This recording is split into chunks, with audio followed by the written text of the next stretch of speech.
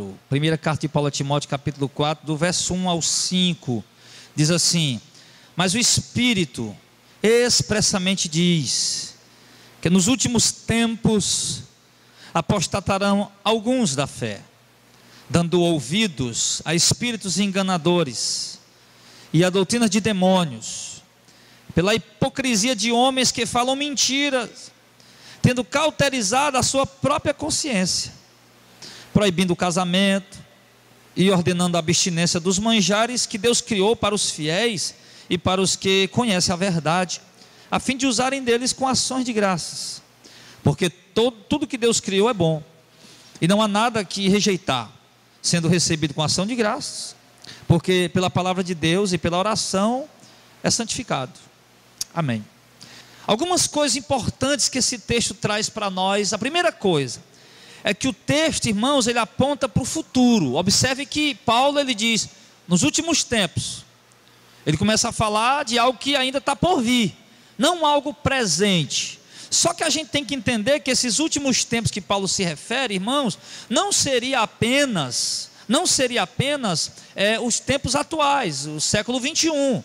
O próprio Paulo, na verdade, ele não sabia datar os últimos tempos ao qual ele se referia. Se perguntasse, Paulo, que últimos tempos são esses que você está falando? Que ano é esse? Que data é essa? Paulo também não ia saber, igual os profetas de Deus no passado, que fizeram muitas profecias, sem saber, estavam fazendo profecias para situações muito distantes. Por exemplo, Daniel, quando recebeu aquela revelação daquele anjo, falando das 70 semanas, e toda a revelação de Daniel, que ele recebeu por intermédio do anjo, o anjo disse: ó Daniel, fecha o livro, sela o livro, essa visão é para muitos dias, e enfim, você não se preocupe em entender, porque é para muitos dias na frente, né?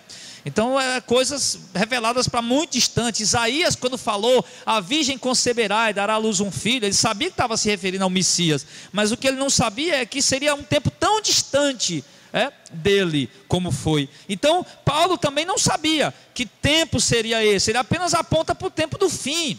E nós sabemos, irmãos, não tentando contradizer Paulo de modo algum, claro que não, né? A Escritura Sagrada é inspirada, mas a gente sabe que o tempo do fim, ele começou propriamente no primeiro século.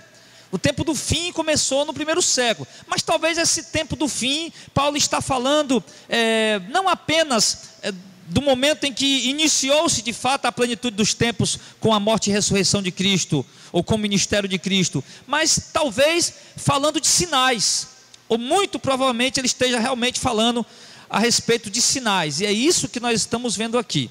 Ele diz que nos últimos tempos, então iniciou-se naquele momento e não parou, é coisa para os últimos tempos, são coisas, muitas delas que continuam de fato, aconteceram naquele tempo e continuarão a acontecer em todas as épocas, até de fato Jesus voltar.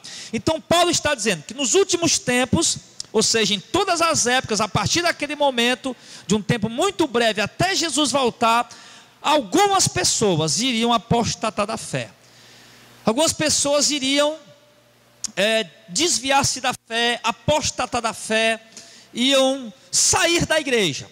Aqui talvez venha a ideia na mente de alguns, a questão de perca de salvação, mas Paulo não está falando de perca de salvação, tá? Você vai entender pelo contexto que Paulo vai falar exatamente de pessoas que não eram convertidas. Ele vai deixar isso claro, estavam na igreja, pareciam manifestar uma fé, estavam ali no meio do corpo, no meio dos irmãos, contudo apostataram, saíram, porque de fato não tiveram um encontro real com Cristo, a graça de Deus não os alcançou, eles não foram regenerados, não nasceram de novo, porque se tivessem nascido de novo, tivessem sido regenerados, eles jamais iriam apostatar da fé. Paulo vai dizer que alguns vão apostatar da fé, ou seja, nem todas as pessoas que vão vir para a igreja, nesses 2000 anos da igreja, iriam permanecer firmes até o fim. Paulo está dizendo que algumas pessoas iriam apostatar. Você iam ver pessoas na igreja congregando e de repente você ia procurar essas pessoas, elas não estariam mais congregando. E um dos motivos principais que levaria essas pessoas a deixar de congregar na igreja ortodoxa, na igreja bíblica, na igreja apostólica, na igreja católica, não romana, não a igreja romana, mas a igreja católica de Cristo, no sentido de universal, de a igreja espalhada pelo mundo inteiro.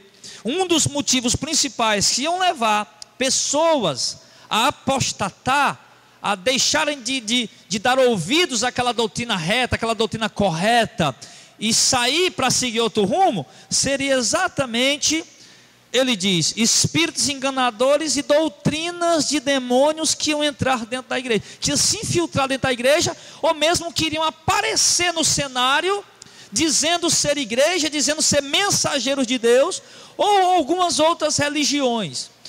O que eu tenho visto na apostila que eu acabei de falar para os irmãos, sobre seitas e heresias, é exatamente isso. Aqui eu peço que os irmãos não se escandalizem comigo. O meu filho faz um curso, e sempre eu vou com ele, né? Agora é dia de quarta-feira, eu chego aqui já na hora do culto, e aí eu aproveito para ir lá e dar uma caminhada. Enquanto ele fica lá no curso, eu fico correndo, caminhando. Tanto é que eu chego aqui com a roupa de culpa ainda, faço o culto da oração com roupa de culpa ainda. Ainda bem que nós não somos mais, né? Nós somos libertos, né, irmão? Para a glória de Deus. Aí o que é que acontece? O que acontece é que eu estava lá caminhando, quando terminei minha caminhada ali, aí tinha uma igreja católica lá na frente. Aí eu disse, rapaz, olhei para um lado e para o outro, rapaz, eu vou assistir a missa, eu vou entrar nessa igreja, eu vou ver como é que é esse negócio, como é que está esse negócio. Entrei, irmão, a missa tinha acabado de começar, ninguém me conhecia, ninguém sabia quem eu sou, nem de onde veio, nem para onde vai. Entrei, me sentei no último banco, porque ele era todo desconfiado, olhando de longe. Aí fiquei observando, irmão, o rito do culto, da missa, aliás.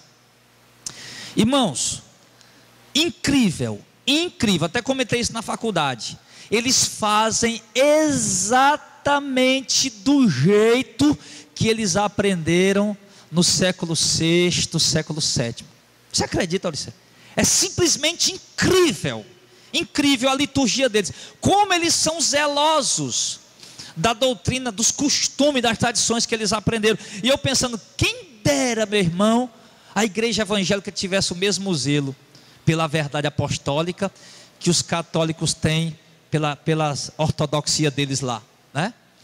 Mas o que eu quero dizer com isso, irmãos? É que espíritos enganadores e doutrinas de demônios apareceriam no cenário, religiões e mais religiões, falando de Deus, trazendo suas ideias sobre Deus, sua filosofia sobre Deus, seu pensamento sobre Deus, suas ideias sobre Deus, e isso ia levar pessoas a apostatar da fé. E o que eu pude perceber nessa apostila que eu falei para os irmãos, é que surgiram, irmãos, muitos grupos, que com esse tipo de ideia de espírito enganador e doutrina de demônio, que apostataram da fé e levaram muitas outras pessoas a apostatar também. Nós sabemos que a primeira delas foi o gnosticismo, logo ali no primeiro século, final do primeiro século. Sabemos que outra delas também era a filosofia pagã também, que girava por ali, afinal de contas o mundo era greco-romano, um povo gostava de filosofia. A terceira delas era um judaísmo legalista. Estava tudo ali já bombardeando a igreja. Mas depois, irmão, começa a surgir muitas outras. Começa a surgir doutrinas, irmãos, que eu já li sobre elas, já estudei um pouco sobre elas, mas vou me aprofundar mais para entender melhor, para depois trazer para vocês. Mas surgiram doutrinas do tipo nestorianismo. Deixa eu ver se eu me lembrando de outros. Lembrar de algum, Auricélio, lembra aí? Se os irmãos lembram de alguns que eu já citei aqui. Monarquianismo modalista, donatismo. Isso só ali, segundo século, primeiro século, segundo século, terceiro século. Aí foi surgindo essas heresias. Aí depois, já há muito tempo, depois veio a Igreja Católica Romana, veio o arianismo, qual? Pelagianismo, que foi uma das piores, exatamente no tempo de Agostinho e de Montano.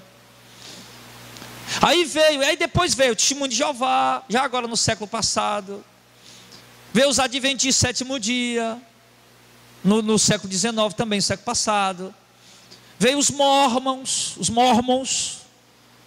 E daí veio, sabe, milhares e milhares, são milhares, aliás, de seitas, de religiões. Mas incrível, irmãos, que como tem se multiplicado. Aí a gente vai, e todas elas trazem uma ideia sobre Deus. Traz uma ideia sobre Deus, só para você ter ideia. Os Mormons dizem, até já estudei escola e sério, os Mormons dizem que Deus tinha uma mulher espiritual. Deus tinha uma mulher, a deusa mãe. Que Deus, para Jesus nascer, Deus precisou vir fazer sexo com Maria para poder gerar Jesus para ele nascer. Cada um traz uma ideia sobre Deus, sobre Cristo, sobre o Messias, e assim vai se cumprindo isso. Paulo disse, apostatarão da fé, por dar ouvido a espíritos enganadores e a doutrina de demônios. E aí, esses espíritos enganadores aparecem por aí, porque eu nunca vi um povo para gostar de movimento, meu irmão, de novidade, do que o povo religioso. O povo religioso gosta de novidade demais. Eu não sabia o quanto o G12 é uma heresia. O pessoal, pastor, o que é o G12? Irmão, eu não sei nada sobre o G12. Agora eu estou começando a aprender alguma coisa. Teologia da prosperidade, da confissão positiva, também estou começando a aprender alguma coisa. Tudo são coisas, irmãos, terríveis, são aberrações, são atrocidades contra a verdade, contra o Evangelho de Cristo. E isso tudo que está aí, irmão, essa proliferação desastrosa que está aí, meu irmão, a simonia, que é um tipo de doutrina que foi criada por conta do nome de Simão Mágico, em Atos capítulo 8, aquele que viu Pedro e João e disse, ei, quanto é que vocês querem para me dar o dom do Espírito Santo que eu pago para vocês? Aí a simonia foi, alguns pais da igreja definiram simonia como aqueles que negociam o Evangelho. Quem negocia o Evangelho está praticando simonia, vendendo a palavra de Deus. Então, a gente vê isso aqui, tanta religião, tanto pregador, tanta novidade, e o povo correndo atrás. Quanto maior a mentira, quanto mais absurda a heresia, mais o povo corre atrás. É incrível, é simplesmente incrível. Você não vê, o cara chega, meu irmão, foi dessa seita heresia que nós estudamos, a mais incoerente e louca de todas é do mormonismo.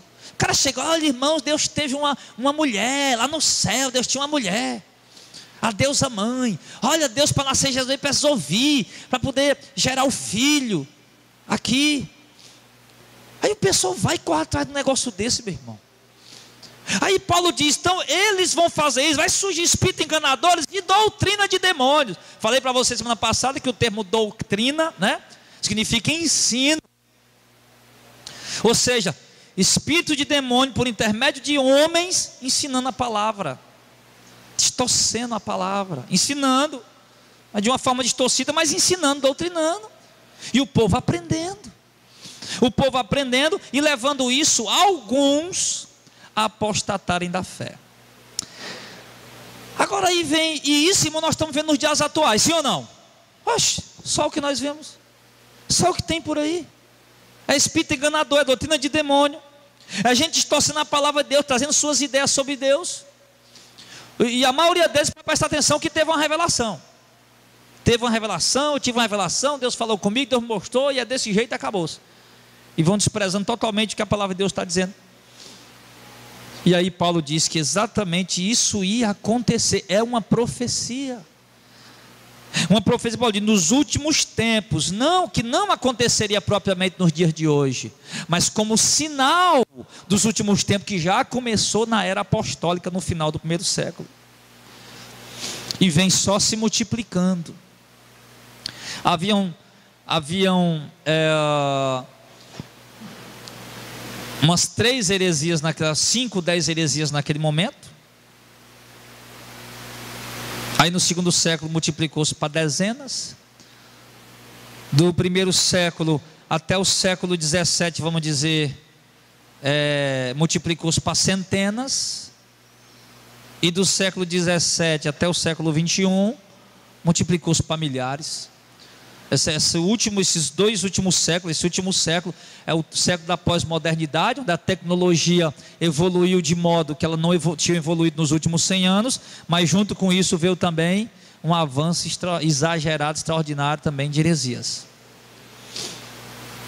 E Paulo diz que isso ia tirar algumas pessoas de dentro da igreja. Ah, pastor, os irmãos iam perder a salvação. Paulo não está falando aqui que ninguém ia perder a salvação, não. Paulo está dizendo que gente ia sair dentro da igreja, apostatar da fé. Mas olha quem essas pessoas que apostatar da fé. Olha o que Paulo diz. As pessoas iam sair, se desviar, sair, desviar não, sair, apostatar, por dar ouvido a espírito enganador é a doutrina de demônio. Eu lhe pergunto, meu irmão, quem é que para dar ouvido a espírito enganador e a doutrina de demônio? Me diga. Um crente regenerado, cheio do Espírito Santo, vai parar para dar ouvido a heresia, meu irmão? Vai ser engodado, Jacques, com heresia, um crente cheio do Espírito Santo? Jesus disse no Evangelho de João, capítulo 14, que o Espírito nos guia em toda verdade. Jesus disse em Mateus capítulo 24, no sermão escatológico, no Mateus 24, que se possível eles enganariam até os eleitos, e está já dizendo que não é possível. Em 2 Tessalonicenses capítulo 2, no verso 5, 6, olha, você pode até conferir aí, ele diz assim, que Deus enviará a operação do erro, para enganar os que não creram na verdade. 2 Tessalonicenses 2, 9, Deus enviará a operação do erro, para enganar os que não creram na verdade. Tem algum crente eleito no meio disso aí, meu irmão? Tem algum crente regenerado no meio disso aí? Tem não. É aquilo que Jesus disse em Mateus capítulo 13, o reino de Deus é como uma rede jogada do mar, apanha toda espécie de peixe, arrasta para a praia. Assim a mensagem do reino de Deus, ela atrai um monte de gente, mas ele diz, quando chega na praia, ele abre a rede, ele pega os peixes bons, que é bom, tem alguém bom? Não tem ninguém bom, já disse, ninguém é bom, né? Então o que é peixe bom na visão de Deus? Peixe bom é os eleitos, é os escolhidos, coloca no cesto. Os ruins, que são os rejeitados, ele joga fora. Então aqui não tem nenhum crente aqui perdendo a salvação no texto. Eu não estou vendo nenhum crente perdendo a salvação. Eu estou vendo gente que para dar ouvido espírito enganador, a doutrina de demônio, saindo da igreja para seguir o movimento deles. Esse não tinha o Espírito Santo. O apóstolo João deixou claro na sua primeira epístola, dizendo que saíram de nós, ou da doutrina apostólica, porque não eram dos nossos. Se foram dos nossos, permaneceriam conosco. Mas isso é para que se manifeste que nem todos são dos nossos. Então João já deixou claro que os que saem é porque não são dos nossos. Irmão, eu costumo dizer a você uma coisa, Auricélio: um crente selado com o Espírito Santo, regenerado, eleito, ele pode até se desviar, pode até dar um escorrego na caminhada. Nenhum de nós está isento a isso. Pode dar um escorrego, ele pode até dar um escorrego, fazer uma coisa errada, sei lá, até uma das piores de todas, que é se prostituir, adulterar. Pode até acontecer que um crente eleito chegue a tal ponto. Mas um crente eleito, irmão, que conhece a verdade de Deus, ele pode cair no pecado da carne, mas não num engodo espiritual de uma heresia. Cai não. Pode ter certeza disso. Então logo, irmãos, não tem como Paulo está dizendo que crente ia ter crente perdendo salvação. Eu fico interessado, eu vejo essa profecia se cumprindo constantemente. Eu vejo, eu vou para a igreja lá porque lá tem a campanha. Eu vou para a igreja lá porque lá tem milagre. Eu vou para a igreja lá porque lá tem cura, lá tem óleo, lá tem unção, lá tem isso, tem reteté, tem aquilo outro. Eu digo, onde é que a Bíblia diz isso? Onde é que a Bíblia manda eu seguir essas coisas? A Bíblia manda eu seguir a verdade, manda eu seguir a Cristo, Ele é o caminho, manda eu seguir a sã doutrina, não o movimento. Mas eu vejo muitos crentes fazendo isso. Então isso significa que eles são pessoas evangélicas, religiosas, mas não são convertidas, não são regeneradas, não nasceram de novo, não tiveram encontro com Cristo. Paulo está deixando claro aqui para nós, e nós vamos ver mais prova aqui. Pela hipocrisia de homens que falam mentiras, e tendo cauterizado a própria consciência, ou seja, homens que falam mentira, e têm a consciência cauterizada, quer dizer o quê? Dentre algumas outras coisas, termos que poderíamos dar para cauterizada, nós podemos citar aqui, insensíveis. A mente insensível, que não tem coisas, estão mentindo, são mentirosos, ou seja, de uma forma consciente, porque Paulo aqui coloca que eles estão mentindo. O texto aqui nos mostra claramente que eles estão mentindo de forma consciente, sabendo que estão mentindo, porque tem a mente insensível e não estão nem aí para as verdades de Deus. Mesmo que você chegue e diga, rapaz, ele vai pagar o preço por isso, ele não está nem aí, porque a mente dele é insensível. A mente, né? A mente, o coração, a alma dele, ele não está nem aí. Então ele diz: pela hipocrisia de homens, são hipócritas, que na verdade falam uma coisa, mas vivem outra. Segundo, eles mentem, são mentirosos. Meu irmão, eu vou lhe dizer, quando um pastor chega no microfone de uma rádio, eu fico doido com isso. Quando o pastor chega no microfone de uma rádio e diz: irmão, venha para o culto, que eu vou derramar sobre você o óleo da riqueza. E você que vier para o culto, eu vou derramar o óleo da riqueza e você vai prosperar. Irmão, ele sabe que está mentindo. Ele tem consciência que ele está mentindo. Ele sabe que ele está mentindo. É aquela velha história daquele bispo, né? O dono da Igreja Universal. Você sabe quem é?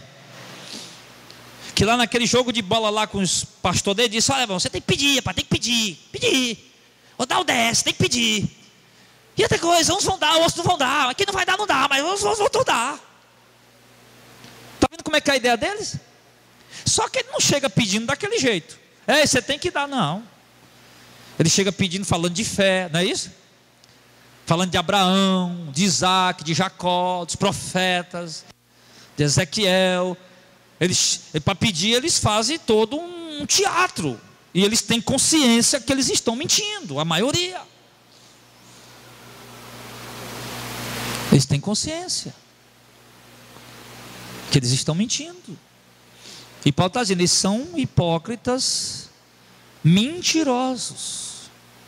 Eles mentem.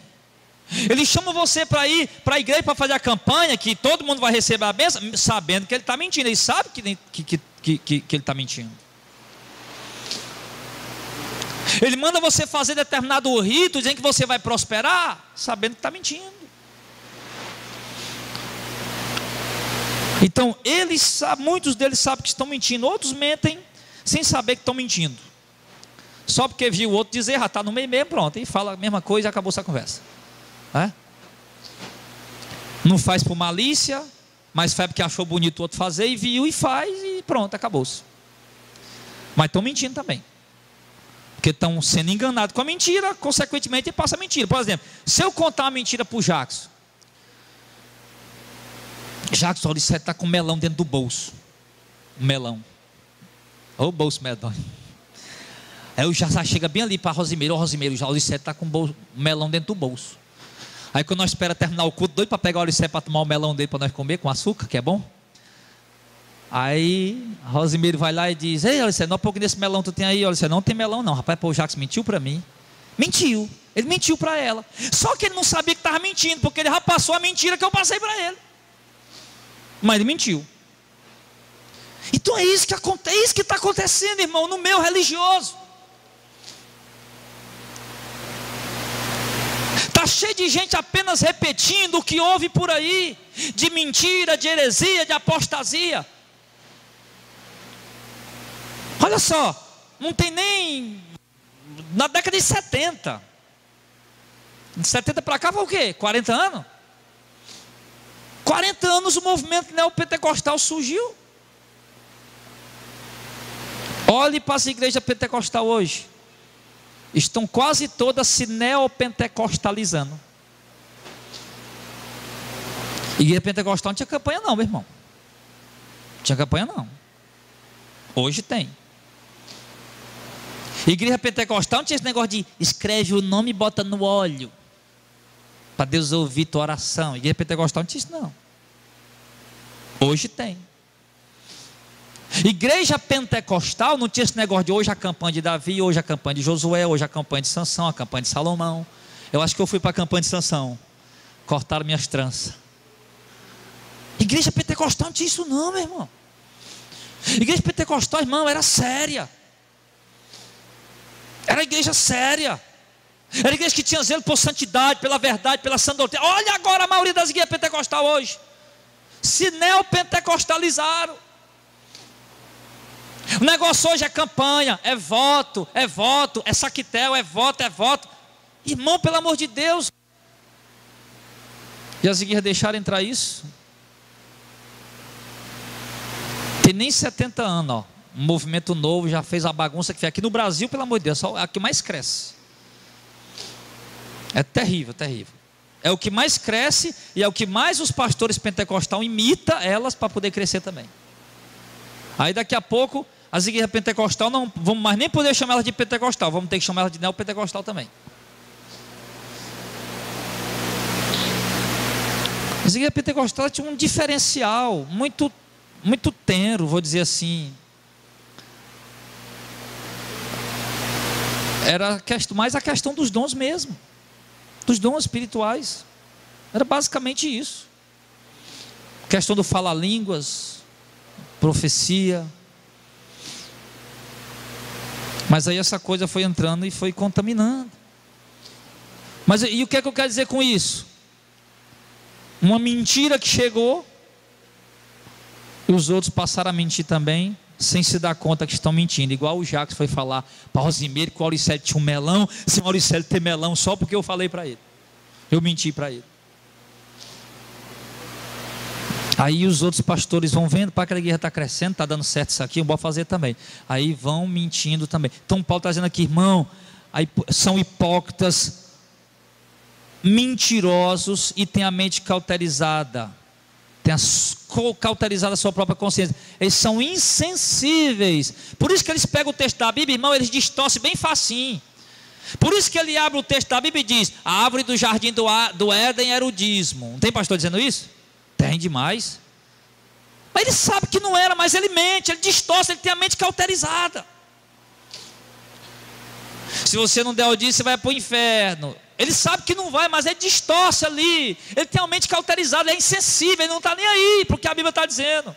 Ele usa só a Bíblia para fazer um arremedo, porque ele sabe que se não tiver a Bíblia, o povo não vem. Então tem que ter a Bíblia para fazer um arremedo. O devorador vai na tua casa. Está aqui, ó, Malaquias 3, 10, 11, Malaquias 3, 8, 9 e 10. O devorador vai na sua casa se você não der o dízimo.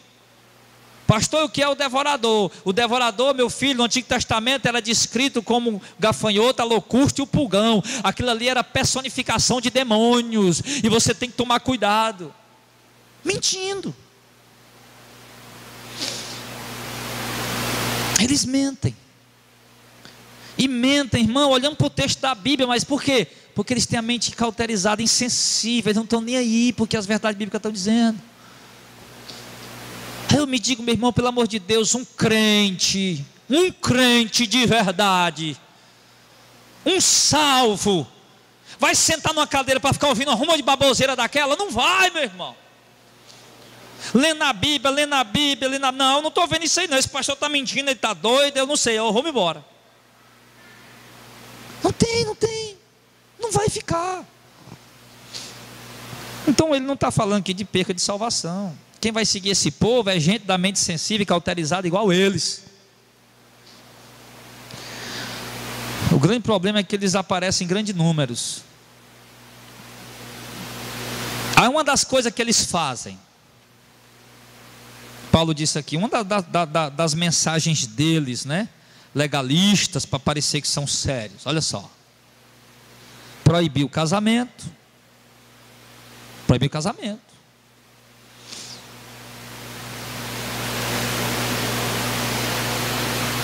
O que mais? Ordena a abstinência de alimentos que Deus criou para nós comermos. Paulo está dizendo aqui, não tem negócio de porco. O que mais? Alimento Deus criou para nós comer. Deus criou para nós comer, tudo está aí para nós comer. E eles iam chegar e alguns iam dizer que é proibido, tem que proibir. Isso aqui é só 2 pontinhos que Paulo coloca aqui, ó. Só 2 heresias deles, 2 heresiazinhas deles, talvez porque era a que estava rodando naquele momento ali. Paulo falou de acordo com a situação, ele colocou 2. Eles vão proibir o casamento, irmão, e isso foi o que rodou muito tempo dentro da própria igreja, isso aqui. Os irmãos começaram a se abster de casar. Irmãos casados tornavam-se celibatários, já não faziam mais sexo com seus esposos nem com seus maridos.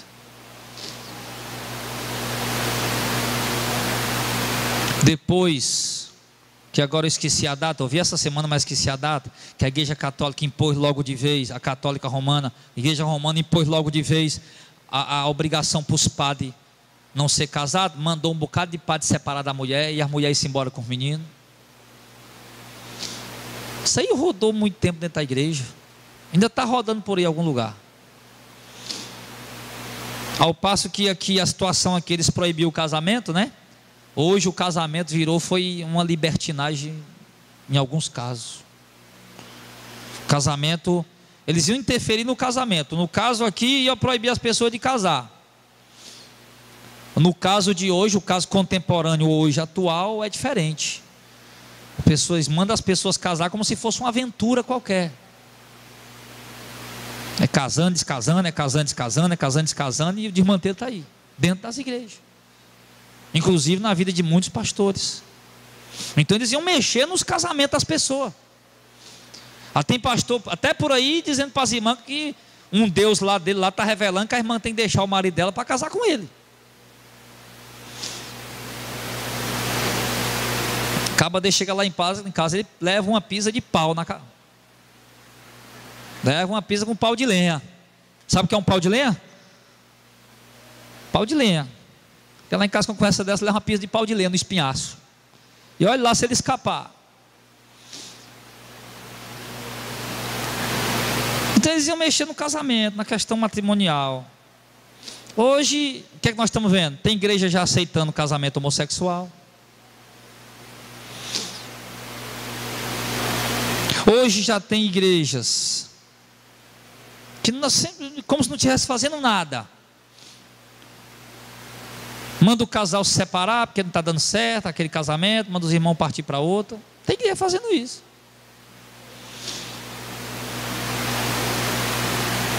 Hoje já tem pastor todo orgulhoso porque o irmão chegou na igreja de Hilux, aí agora já está no 30º casamento.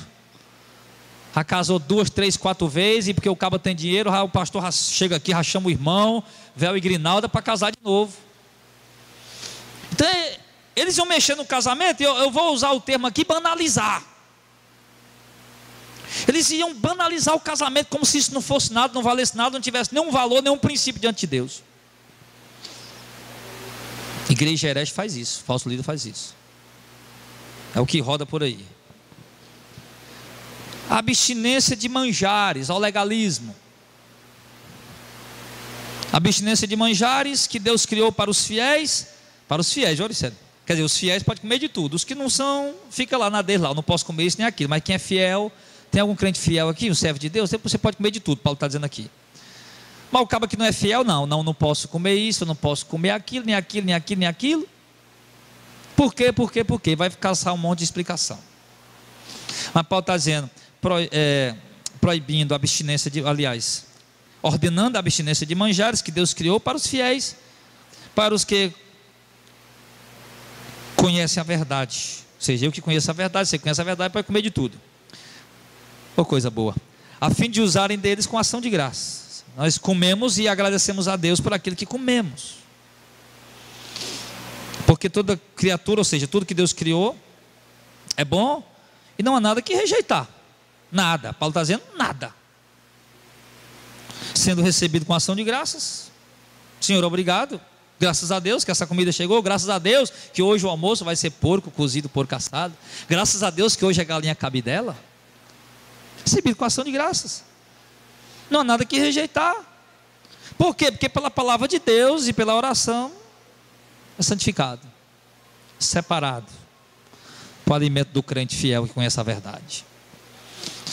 Então, meu irmão, observe aqui o contraste que Paulo faz no final. Paulo coloca a gente saindo de dentro da igreja, apostatando. Paulo fala que o motivo são os falsos líderes que surgiriam, que ele chama de espíritos enganadores, trazendo doutrinas diabólicas, demoníacas. E agora Paulo vai no finalzinho, vai falar de crentes fiéis também.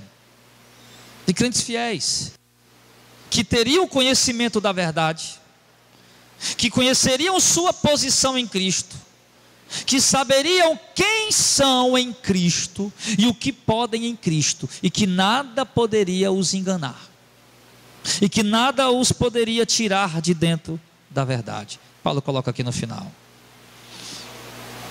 Aí eu faço uma pergunta para você, eu já vou concluir, deixa eu ver aqui. Já vou concluir. Eu faço a pergunta para você: qual dos dois você é? Qual desses dois? Qual dos três, aliás? Você que está aqui, você que está vendo aí.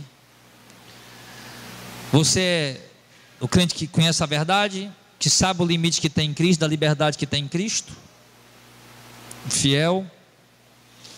Ou você é desses que está aí parando para dar ouvido a espíritos enganadores e a doutrina de demônios, para abandonar a igreja que está pregando a verdade, a doutrina ortodoxa, reta, sã, para seguir movimentos? Ou você é o espírito enganador que está trazendo a doutrina de demônios para o meio, para dentro da igreja, ou mesmo para o meio religioso? Então podemos dizer que nesse texto aqui nós podemos dizer esses três tipos de pessoas. Então, querido, o que nós temos que fazer é prestar muita atenção e tomar muito cuidado, para que de repente nós não venhamos nos revelar como um simples religioso. Nós precisamos, como Paulo, ter firmeza na verdade, ser fiel à palavra, à doutrina, os ensinamentos de Cristo, ter firmeza na verdade e não abrir mão ou dar moleza para espírito enganador que traz doutrina de demônio.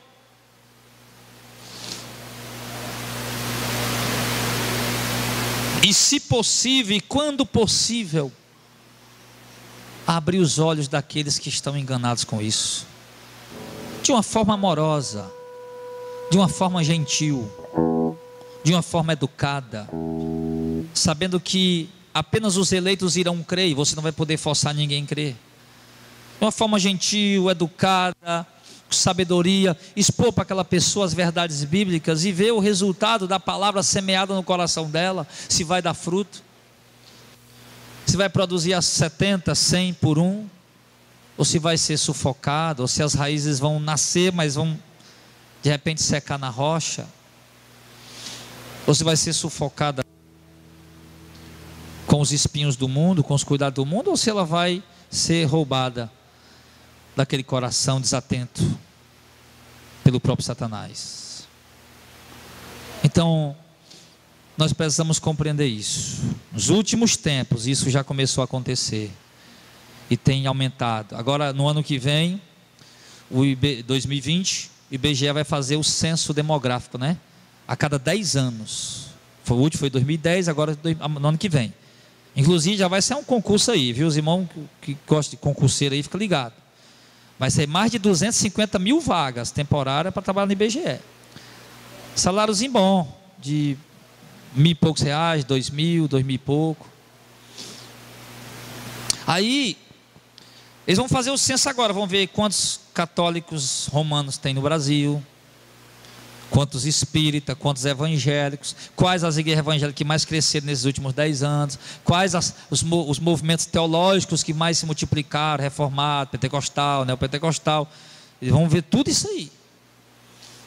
E aí nós vamos nos surpreender mais uma vez, ao ver que aquilo que se chama de igreja evangélica brasileira,